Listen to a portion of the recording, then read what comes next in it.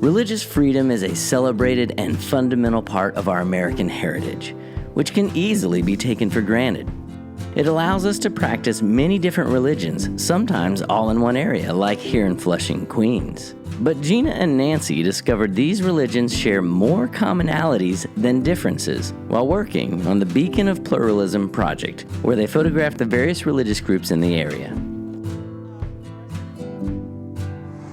In Flushing, there's over 200 languages are spoken and over 100 houses of worship in the area. Wow. So that's probably more than one on every street corner. Yes. Yeah. You could have multiples on every street corner. Absolutely. Wow.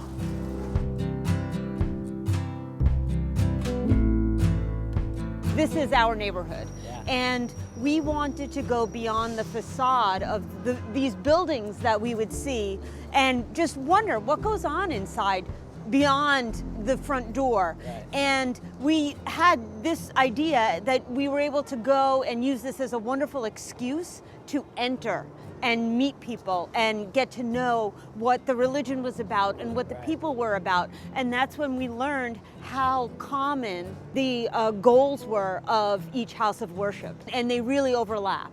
And it's a totally positive experience. So would you say you started out looking at potentially the diversity of all these religions, and by the end you're saying, well, look at all the commonalities? Exactly. Yes. Exactly. I mean, even in the symbolism Yeah. that a lot of them use, like water and smoke and fire, there are certain things that are common in multiple religions that pop up again, and you realize how connected each of these religions are to each other. So that's one of the reasons why I believe we don't have any sort of religious intolerance in Flushing, because everybody is so open to others. Of all the houses of worship in Flushing, the Quaker Meeting House is one of the most historic and significant. Built over 300 years ago before the signing of our Constitution, it is the oldest house of worship in New York City and is near the site where the Flushing Remonstrance was signed, setting the foundation for religious freedom in America. So this is the very beginning of religious freedom, even before the Constitution. Correct. So just think about it like this. Where we're standing right now is that pebble being dropped in the water. Yeah. And then all of those little ripples are going out, and they are going to be spreading all over this land, which was going to become our country. And the laws that we live today were all because of this. Wow. Pretty cool. Yeah, it is pretty cool. Yeah. It is pretty cool because I also feel like we set a great example for the rest of not just the United States, but the world about how so many religions can come here and live in harmony. Yeah. Which I feel like is unique to Flushing. In Flushing, there are no religion wars.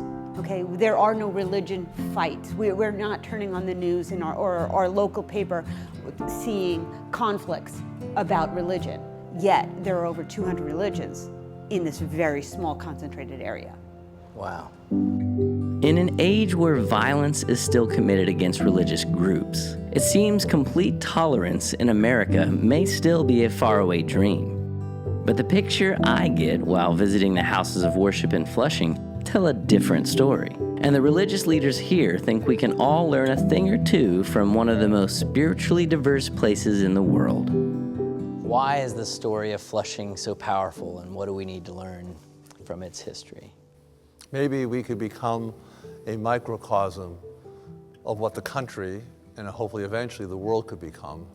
My immediate community is mostly Asian and Jewish. This is beautiful. I love it. I walk around, I am proud to be part of the Flushing community, and I'm certainly proud to be part of the Jewish community. So for me, it's all good, but I don't think it's so good as a country anymore. But I have colleagues all across America who are installing all kinds of systems in their synagogues to prevent violence and break-ins and slaughter. And they don't feel free, and they're not living in places we never heard of. They're living in places that we hear of every day. These are real things. I may be living this beautiful life here in Flushing, and Flushing represents maybe the microcosm. Maybe we need to, through your program and other programs, show that if we can do it, and we are very diverse, we are the diverse community in the country, if we can do it, Why can't you do it? See, Flushing absorbs all, all good ideas. It absorbs modern thoughts. There is a focus on unity in diversity.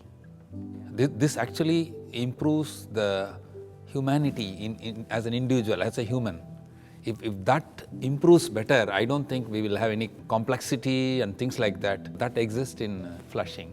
So it's a real role model, I should say. But I also think our culture is getting richer and richer by all the melting pot, to use a phrase, that we have. Life is so much richer with the diversity. In fact, we in our temple every year we host Ramadan this thing to break the fast. We bring them, we sponsor the feed on that day. We call them and host the Ramadan party. Every year Ramadan party is held in our temple.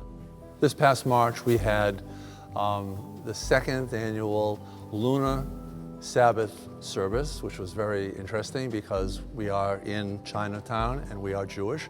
So why not embrace the culture and invite our neighbors in? So we brought in from New York City a lion and dragon dance troupe with drums and all that. And it was our lunar Shabbat, our lunar Sabbath, and it was filled with lanterns, and we had all the restaurants, we had noodles and food, and it's just a nice thing because if you live in this community, why not bring the community into your synagogue? It was beautiful. You're all invited next year to our third annual lunar Shabbat. Yeah, you know, one of the reasons why we formed the Flushing Interfaith Council was to do exactly that, to rally when there is nothing going on. We organize an annual Interfaith Unity Walk where we visit different houses of worship in Flushing. You know, some people say in America, Sunday is the most segregated day of the week, and we're trying to break through that barrier. We have regular monthly interfaith breakfasts, and we've now started a faith-based dinner where we break bread together and just enjoy each other's company. The next one will be in May during Ramadan. It'll be an interfaith iftar, and it's something that I think Flushing doesn't really get credit for, but we coexist because of the leadership of faith leaders in making sure that we get to know each other and have this type of solidarity that I think is sorely missing in other communities. I think it's pretty amazing sometimes how modern people from the past were, like how modern some of their ideas were, and the Remonstrance would be a wonderful example of just how forward-thinking some of these individuals were 300 some years ago. I mean, and yet they're speaking to us now, you know, here in Flushing. Wasn't there a recent re-signing within the last few years? Every couple of years we sign it. Yeah. Sure. Yeah. And the Remonstrance wasn't just about protecting Quakers, it's about protecting Jews and Muslims and other Right. Christians. Yeah. It's a very modern document, especially given the political context of today. Wow. This video is inspired by our PBS series, Reconnecting Roots. Visit reconnectingroots.com to watch the full episodes or to check out our music and podcast. Give us a thumbs up and subscribe so we can keep making more. Thanks for watching.